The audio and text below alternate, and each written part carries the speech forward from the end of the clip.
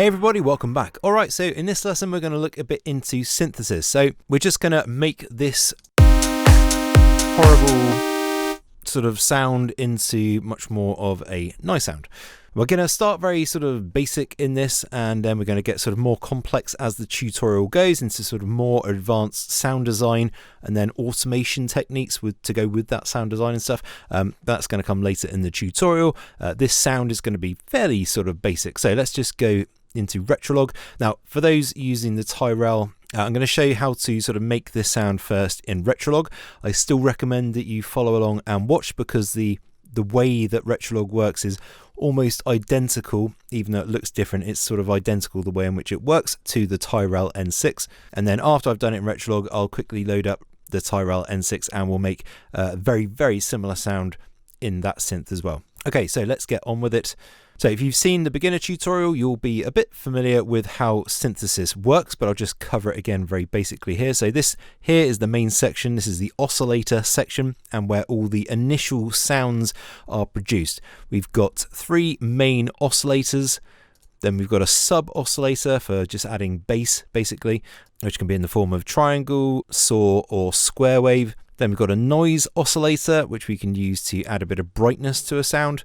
And then we've got a ring modulator, which we might touch on later, but we're not going to get into for this sound. It just sort of modulates oscillators 1 and 2. So many sort of options for creating textures. Once you've sort of created your texture, you then move on to the other section. So we've got the filter, which simply allows you to filter out certain frequencies, depending on what sort of filter choice you've made. You've got distortion as well, which you can turn on by just selecting tube or whatever type of distortion you want. Then we have an amplifier section, which basically enables you to choose the shape of the sound dynamically. So whether it has like a long drawn out attack or lead in, and whether it's like nice and plucky using the decay and all that sort of thing. But we'll kind of cover this as we go. And again, you really should have already watched the beginner's course, so most of this is already covered in there. So I just want to give you a brief overview or a reminder so we can get cracking. All right, so in the oscillator section, I'm going to change this to a saw wave. I'm just going to turn off oscillator 2 at the moment and just work on this.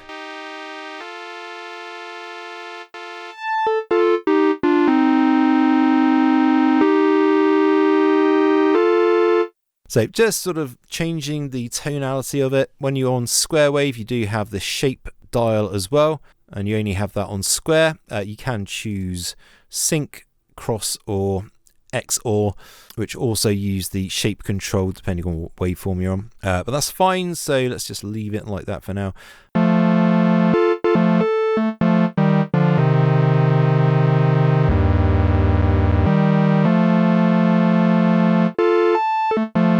Just turning the main octave down again because that was a bit high before. Now we got just the basis of our sound. Let's just turn this up a bit as well. So okay, fine, let's add another oscillator to it. Now we're going to go with a multi, so click where it says single, change this to multi. We'll also change this to a square wave and change the shape so it's in a sort of similar kind of position. Also just going to pop that filter back up to full.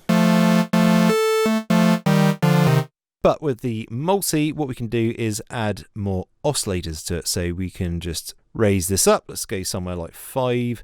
So what that does, it effectively adds 5 separate oscillators, all creating the same waveform. Now, at the moment, although it does change the tonality of the sound, it can also sound a bit weird. So what we want to do is use the detune dial. And what this does is it takes all of those 5 oscillators and it detunes them slightly from each other, and the change is quite dramatic. So I'll play it and just add a bit of detune. Without, and then with.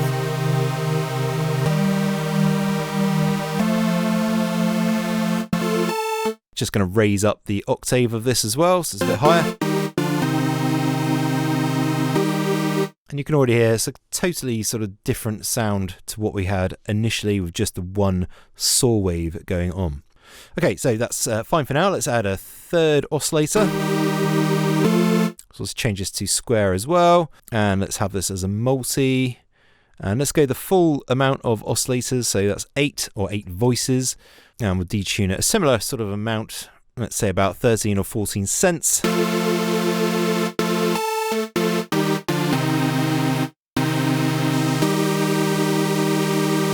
And just raise it up an octave on that control there, which is just specific to oscillator 3. And let's just play with the shape of this. So I'm going to let it play, and we're just going to sort of change the shape and get to a sound that we think is sounding pretty nice. I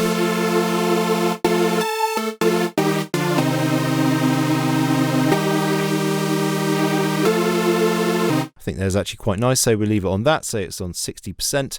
I don't think you have to be completely exact and follow the exact percentages on this. You can have it slightly different, or you can choose to have it completely different if you want to, but that's fine. So the one last thing that I want to add to this in this oscillator section is a bit of noise. So as I said, noise can be used to add a bit of brightness to a sound. So we're going to turn on the noise oscillator, and we're going to start with this right down because it's quite apparent when you start adding it, and I'm just going to play it and add a bit. You can hear it really sort of adds that kind of air or noise to the sound, but it really brightens it up.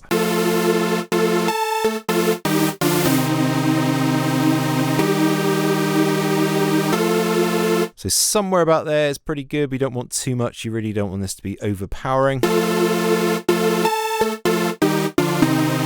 But just adds a bit of air and noise to the sound, which is nice. That's fine. Okay, let's move on. Now, shape-wise, there's actually not much that I want to do to this because these are going to be playing basically sustained notes, as we can see from our MIDI. If we go into that, we just got sustained notes pretty much all the way through, apart from these sort of bits at the end there, but that's fine. So in our instrument, we basically want the sustain to be all the way up, and that is absolutely fine. So one last thing before we finish with this sound, and that is I want to go to the effects page, and I'm going to add a bit of phasing just to give this a bit of movement.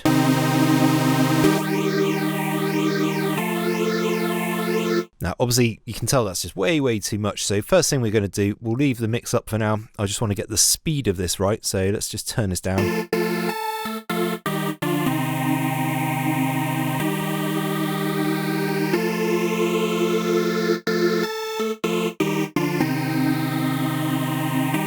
And you can hear it just slowly sort of changing over time. Now that's about right. I don't want this to be like really fast or anything, because then it kind of just blends into one sort of sound. But if you have it slowly changing over time, it sort of gives a sense of evolving and moving to the whole track.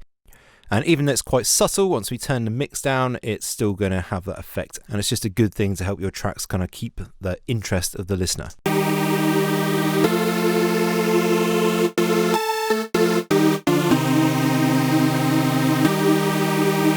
And you can hear it there, just sort of changing the phase slowly over time. So that's perfect. We will, of course, be adding like delay and reverb and stuff to this sound, but that's going to come just a little bit later. We could add a bit now, but we're going to also compress probably these sounds or add distortion or saturation to them. So if we add reverb now, what's going to happen when we add saturation and stuff, which is kind of compresses the sound a bit or reduces the dynamic range, which means the reverb will be brought right out. So we're going to probably add distortion or saturation first and then add reverb. Anyway, we'll get to that in a bit, but that's fine for how it is. All right, so for those of you using Retrolog, you can now end this lesson and go on to the next lesson where we make a second layer for this and give the track that sort of 80s kind of vibe that we want to get. Right, so for those of you using the Tyrrell N6, I'll just load up that instrument. So it'll be under other, Tyrrell N6, and here it is. So I've just, for now, I'm going to copy the MIDI down. So we've got the same MIDI playing. Let's just play that and turn it down a bit. So that's way too low. So I'm going to go into the MIDI, but double clicking, hold Control A, and then hold Shift and press my up arrow, just to raise the whole thing up an octave. Now it sounds a bit more normal. And it's not bad already, actually, to be fair. Let's just compare that to the Retrolog one. So let's go back in.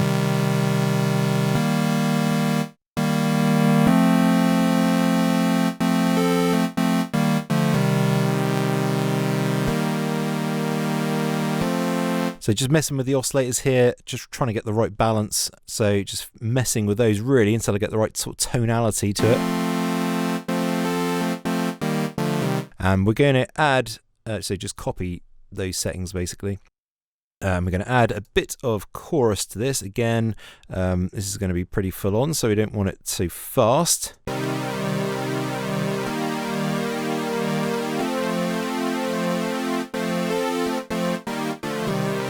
And we'll go for around the same sort of speed as what we had for the phaser, which was 11.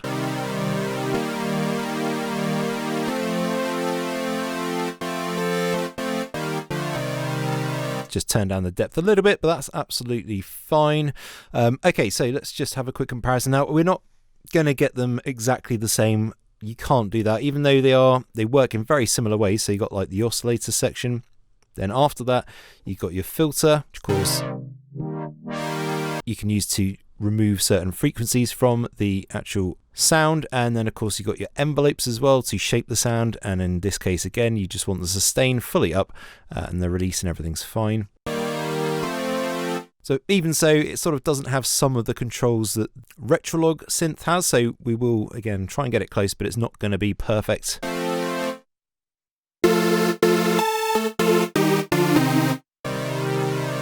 But we can make it nice still.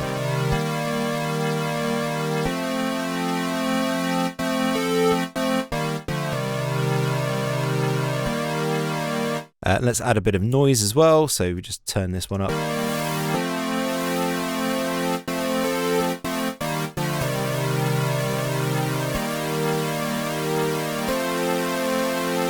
So that's not bad actually at all. I mean, it sounds nice anyway, so I'm going to leave it like that. So if you need to, just sort of copy those settings. Not much was changed really, just the oscillator type, adding a little bit of noise.